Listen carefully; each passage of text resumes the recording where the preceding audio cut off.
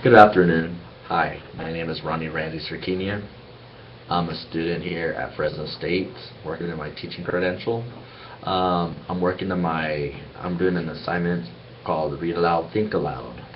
But anyways, before I move on, because I'm having technical difficulties doing this video, I'm going to divide this video into 3 parts. So anyways, read aloud, think aloud. So basically what I'm going to be doing is I'm going to be reading a text from a book that is related to my content area, and then I'll read it aloud to you.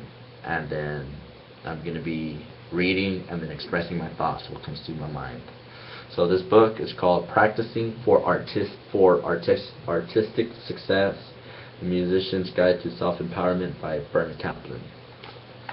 Okay, I'm going to be reading chapter 3, which talks about the 6 myths of instrumental music practice, evaluation, and updates. Here I go. Most of us have been taught a few general ideas to guide our practice. I call them the 6 myths of practicing. They are myths in that they tell a simple story about a complex activity. Myth number 1. Practice every day even if you don't feel like it. Myth number 2. Continue to practice even when you are frustrated. Eventually it'll pay off. Myth number 3. Practice slowly. Myth number 4. Repeat a lot. Myth number 5. Use the metronome to improve your rhythm. Myth number 6. Isolate parts to improve. While these myths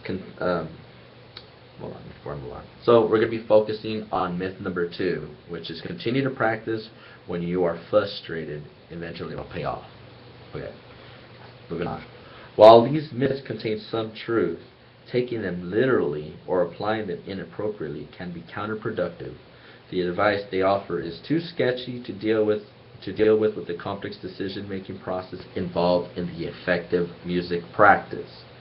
Informed by this advice, most musicians waste an enormous amount of their practice time and often hurt themselves psychologically and physically in the process because they fail more often than they succeed. It is obvious why these myths have served as primary practice guide for instrumentalists for many centuries, as they are less than adequate. Though I cannot explain why these myths have endured, I can say with great certainty that when musicians get together, scrutinize their practice habits, and experiment with new ways of practicing, they are capable of extraordinary change and transformation. Practicing can become a continuous, rewarding, and meaningful activity instead of a frustrating chore, thereby enabling musicians to conquer technical Goliaths and achieve great artistry. We will begin looking at